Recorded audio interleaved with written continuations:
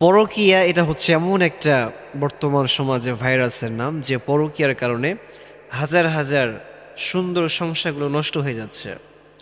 আপনারা লক্ষ্য করেছেন যে গত দু একদিনের ভিতরে আপনারা একটা ভিডিও দেখেছেন যে ইন্দোনেশিয়ার ভিতরে একজন ছেলে এবং একজন মেয়ে, তারা দুইজনে একটা হারাম কাজে লিপ্ত হয়েছে এবং সেইখানে তারা এই হারাম কাজ করার পরে ফিজিক্যালি সম্পর্ক, যৌন কাজটা করার পরে সেখান থেকে তারা আলাদা হতে পারছিল না।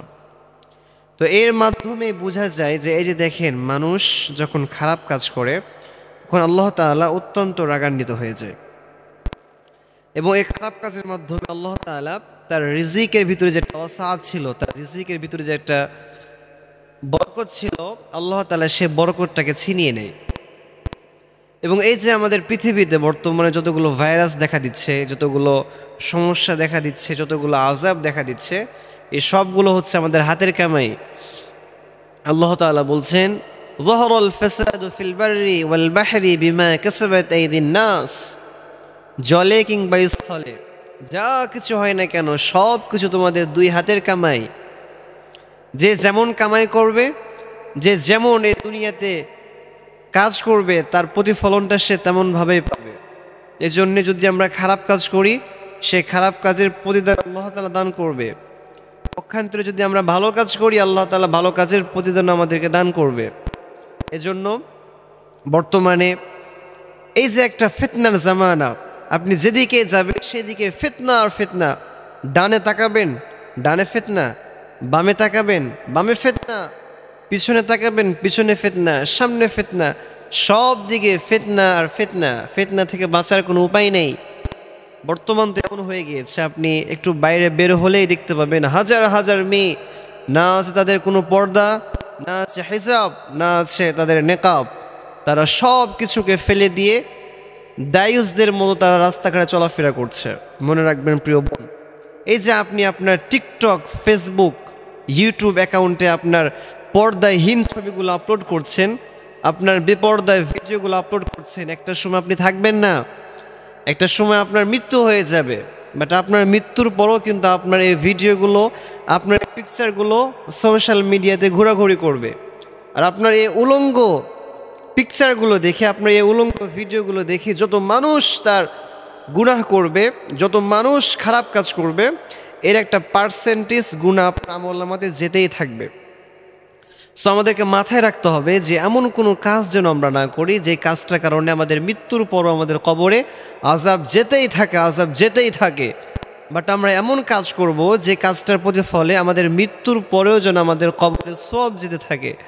আপনি সময় পেলে মানুষকে কিছু হালকা সদকা করবেন। সদকা করলে আল্লাহ তাআলা আপনার উপরে যে যতগুলো বিপদ আপদ ছিল সব বিপদ আপদগুলোকে কমিয়ে দেয়। সুবহানাল্লাহ পড়েন। আবার নবীজি মুহাম্মদ সাল্লাল্লাহু আলাইহি ওয়াসাল্লাম বললেন, ইন্নাস সাদাকাতা লাতুদফিউ গাদাবার রাব্বি ওয়া তাদফাউ মিতাদাসসু।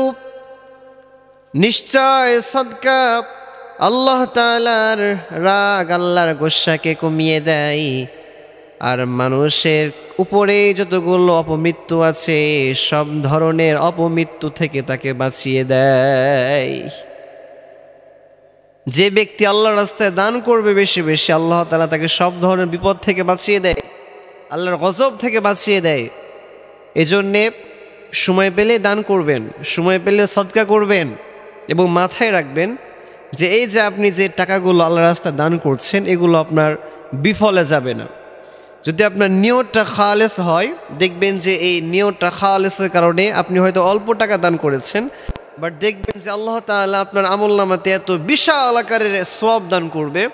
In the day of judgement, কিয়ামতের ময়দানে যখন আল্লাহ তাআলা আপনার সামনে আপনার আমলনামাটাকে প্রেজেন্ট করবে, সে সময় আপনি নিজেই আশ্চর্য হয়ে যাবেন এবং বলবেন যে এগুলো কার আমলনামা?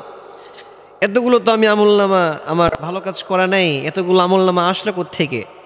তখন আল্লাহ তাআলা বলবেন যে ওই যে তুমি ছোট্ট ছোট্ট ভালো কাজগুলো করেছিলে, মানুষকে সহযোগিতা করেছিলে, দান করেছিলে, এবং এই নিয়তে যে শুধুমাত্র আমি আল্লাহ তাআলাকে দেখানোর জন্য, মানুষকে দেখানোর জন্য নয়, আমি আল্লাহ তাআলাকে রাজি খুশি করার জন্যই করেছিলে।